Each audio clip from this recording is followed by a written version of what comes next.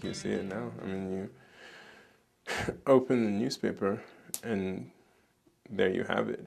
But it's not just sort of what you see.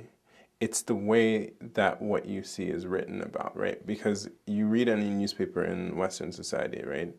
And you have this phenomenon where Africans are labeled as backwards, incompetent, corrupt, and just generally violent. And that is entirely, I mean, like, if you read certain newspapers, if you read newspapers now, and you go back and you read newspapers from like the 1800s, or you read accounts from the 1800s, not too much variation, you know, and you'd wonder whether or not things had changed at all in the way that people perceive Africa and Africans. And that's all the legacy of colonialism, in the way that this continent and these countries and these people are spoken about. I think it's terrible. Second, I think what you have is a lack of acknowledgement that certain countries were responsible for the state of this place, you know?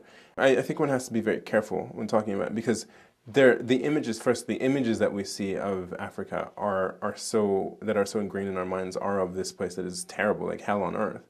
And that doesn't acknowledge the positive things, the many, many, many positive things that people are doing, which if you spend time in any one of these places, you'll see how people are really innovating, how people are putting things together. I mean, there's a story of this, I think he's 18 or 19-year-old guy in Malawi who, you know, he didn't have electricity in his village, right? And he decided that, well, shoot, you know what I'm going to do? I'm going to find out how to bring electricity here. So he went, studied some books about how to make a wind turbine, and from scrap metal and bicycle parts came home and made a wind turbine. Now, is that somebody who is incompetent, uneducated? No, that's somebody who has a desire to live and a desire to improve, and people don't focus on that.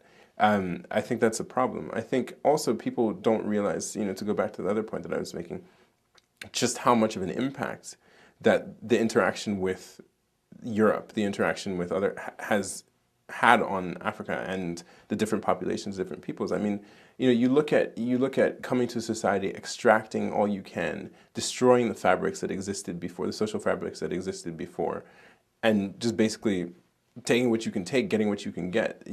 People don't talk about the amount of destruction in terms of human lives that happened, whether it's through slavery or through, for example, what Belgium was doing in the Congo. The fragmentation of society that happened after that destruction of human life, you know, and then all we get now when you read the newspaper is, oh well, you know, these people they've been killing each other from time immemorial. That's what they do. That's how they behave. That's how they are. They're just savages, and there's nothing we can do to help them. Not acknowledging that, like, look, you know, if you hadn't come in here and set this person against that person, if you hadn't, for example, what happened in Nigeria in Igbo culture, if you hadn't elevated certain members of society or fragmented the traditional system of government, then you might not have the situation that you have right now. You know, I think that we forget that when people talk about Africa and colonialism and its impact on Africa. That's past. I mean, the argument that people make now is that, well, you know, like independence, a lot of these countries have been independent since the 1960s. They haven't put things together. And it's like, well, hold on, let's talk about what independence means, right? What's independence in an era where you're beholden to one of two superpowers, right? What is independence when these superpowers are supporting people against the will of the people, right? And then now they turn around and blame you for not being democratic. Oh, you guys don't understand democracy. You'll never understand democracy. It's not that people don't understand democracy. It's that, look, we've been trying. Like, we want this system. We want to have a say. We want to have a voice. But some outside influences support people who will not allow us to have that voice. You know, I don't see how you could be anything but super frustrated and angry if that's the situation. You're working towards something, and somebody is undermining that something you're working towards at the same time while telling you you're not working hard enough.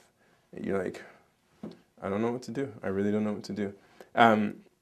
You know, so I think there's a lot. I mean, I think that the fact that that the world really doesn't acknowledge how bad and how detrimental colonialism was, that people don't really try to explore it, you know, in popular media and news articles, that it's just kind of glossed over as this thing, you know, that it means that we'll never really come to an understanding of what that does and how not to have that happen again.